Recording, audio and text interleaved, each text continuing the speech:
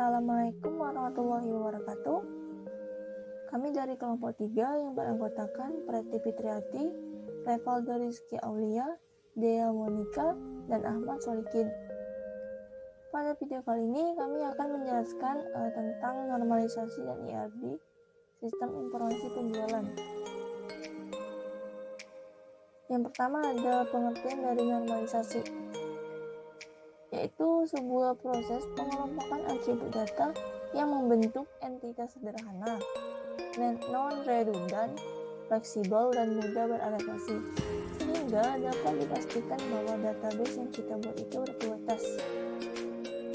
Intinya gini, normalisasi itu rancangan tabel yang akan kita gunakan nantinya di database kita. Kita merancang tabel tersebut supaya mencapai tabel yang normal itu seperti apa. Selanjutnya ada tujuan dari normalisasi.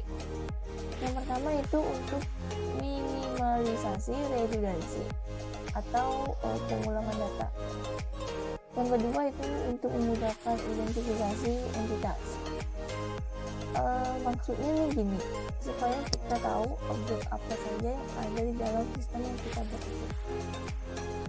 Yang terakhir ada mencegah terjadinya anomali. Nah, anomali tersebut ini merupakan sebuah proses pada basis data yang memberikan efek samping yang tidak diharapkan. Misalnya ketidakkonsistenan data karena adanya redundansi. Intinya semua yang tidak kita harapkan itu termasuk anomali. Selanjutnya saya akan menjelaskan contoh normalisasi. Seperti yang kita tahu, normalisasi itu membuat tabel yang akan dirancang untuk membuat database agar tabelnya itu mencapai struktur data yang optimal. Nah, ini ada contoh tabel normalisasi. Yang pertama, tabel anormalisasi. Pada tabel anormalisasi ini, pada bentuk tidak normal terdapat repeating group, perulangan grup. Selanjutnya terjadinya anomali, permasalahan manipulasi data saat kita ingin menginsert, update, dan delete data gitu.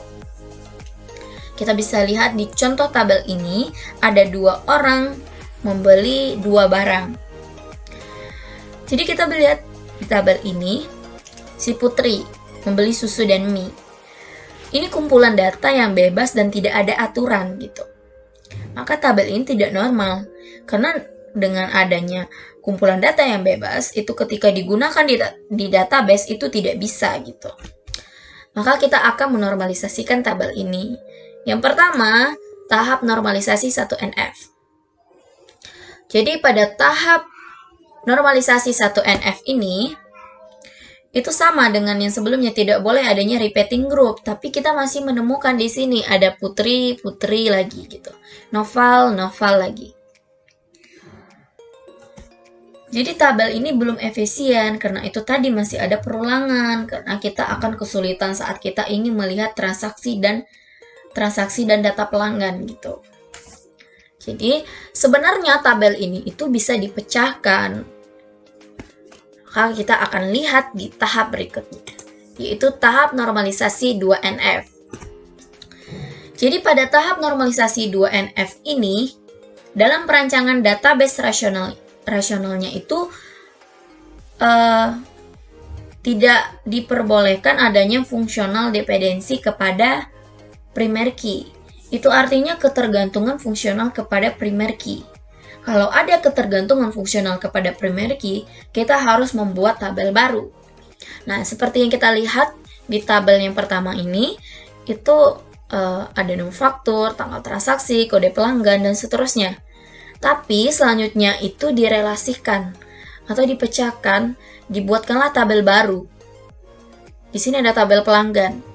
Kenapa hanya ada kode pelanggan dan nama?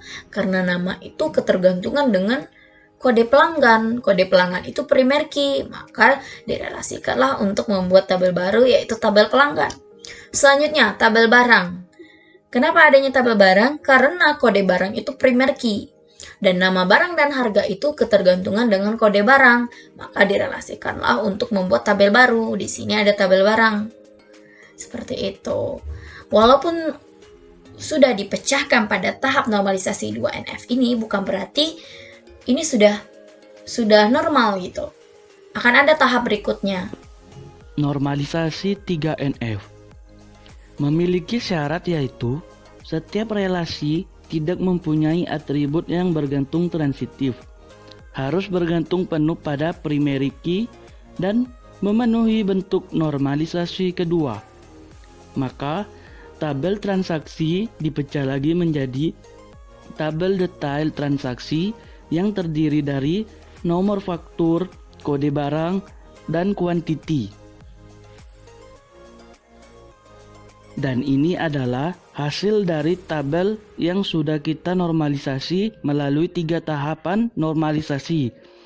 Ada tabel pelanggan, tabel transaksi, tabel barang, tabel detail transaksi.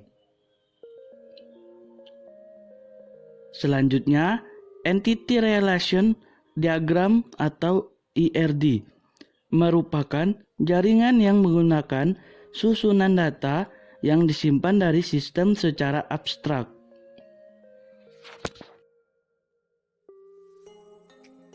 Tujuan dari ERD. Yang pertama itu menunjukkan objek data dan hubungan yang ada pada objek tersebut. Misalnya nih mahasiswa dengan dosen. Nah, status hubungannya apa? Status hubungannya itu diajarkan. Nah, berarti diajarkan itu merupakan dari hubungan mahasiswa dan dosen. Kemudian yang kedua itu salah satu alat untuk perancangan dalam basis data. Baik, kita lanjut ke entitas dan atribut. Yang pertama ada tabel barang. Tabel barang ini memiliki atribut yaitu kode barang, nama barang, dan harga. Yang kedua itu ada tabel pelanggan. Atributnya yaitu ada kode pelanggan dan nama pelanggan. Yang ketiga ada entitas dari tabel transaksi. Dan atributnya ada nomor faktur, tanggal transaksi, dan juga kode pelanggan. Yang terakhir ada tabel detail transaksi. Atributnya nomor faktur, kode barang, dan juga quantity.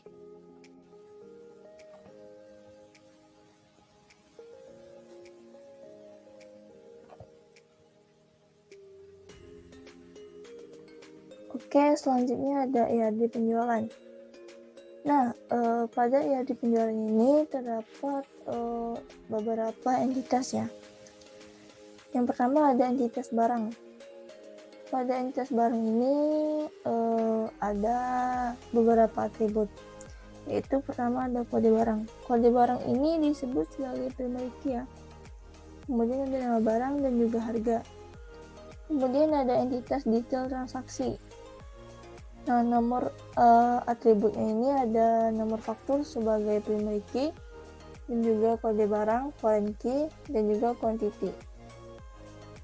Kemudian ada entitas transaksi. Pada entitas ini terdapat beberapa atribut. Yang pertama ada nomor faktur sebagai primary key, kemudian ada kode pelanggan, dan juga ada tanggal transaksi. Terakhir ada tabel pelanggan ya. Atributnya yaitu nama pelanggan dan juga kode pelanggan. Nah, tabel barang memiliki relasi ke tabel detail transaksi, yaitu relasinya one to many. Kemudian tabel detail transaksi memiliki relasi ke tabel transaksi, yaitu relasinya one to many. Kemudian tabel pelanggan memiliki relasi ke tabel transaksi, yaitu pelanggan melakukan transaksi. Nanti ketika pelanggan melakukan transaksi ini, maka transaksinya akan tercatat di tabel transaksi.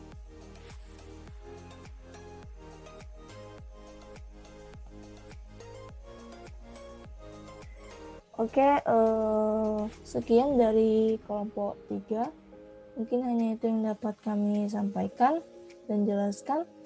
Terima kasih sudah menonton video kami. Wassalamualaikum warahmatullahi wabarakatuh.